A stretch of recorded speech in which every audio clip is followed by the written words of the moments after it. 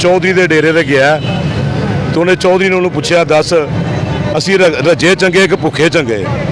ਵਾਲੇਕੁਮ ਸਲਾਮ। ਚਾਚਾ ਜੀ ਕੀ ਕਰਦੇ ਜੇ? ਜੇ ਅਸੀਂ ਆ ਮਜ਼ਦੂਰੀ ਕਰ ਰਹੇ ਹਾਂ, ਰੇਹੜੀ ਲਾ ਰਹੇ ਹਾਂ, ਠੀਕ ਹੈ।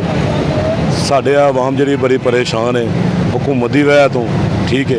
कुछ है मतलब कि हालात ऐसे हुए पे ने, हर चीज़ महंगी हुई पई है।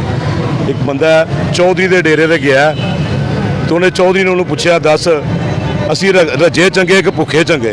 साड़ी जी हुकूमत है ना, उन्हें पूछा, दस असी रजे चंगे कि भुखे चंगे।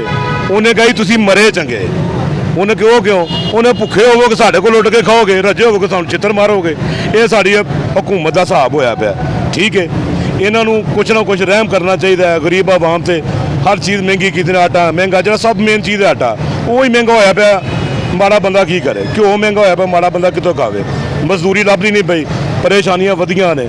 इन्हां अगे इल्तजा है साडी कि खुदा का खौफ खाओ, ठीक है। आप तो रज के खाते पे जे, इन्हों का वेखो कि किस तरह कमाते पे, सड़कों उत्ते धुप से जलील होंदे पे ने रुपये तो, ठीक है। तुहानू पता नहीं मजदूरी की, इत्थे आंदा कोई बाल्टन आंदा रेहड़ियां वालों चपेड़ा मारदा, गालां कढदा, ठीक है, ते ज्यादती करदा। उन्हें नहीं पता मेरी लाख रुपया तनख्वाह है, ये रुपया इकट्ठा करदे मैं मारना, ज्यादती करना, माड़ी हरकत है। अगले इलेक्शन में किसको सपोर्ट करें, किसको वोट देंगे?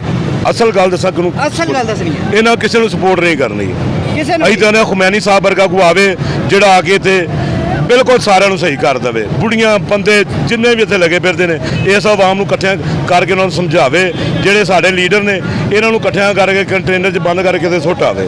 साडी ते यही ख्वाहिश है। बेटा अगले इलेक्शन में किसको वोट दे रहे हैं? हम तो फिलहाल किसी को नहीं देंगे, किसी को नहीं देंगे, क्योंकि जो भी आता है वो महंगाई को तो ज़्यादा कर देता है।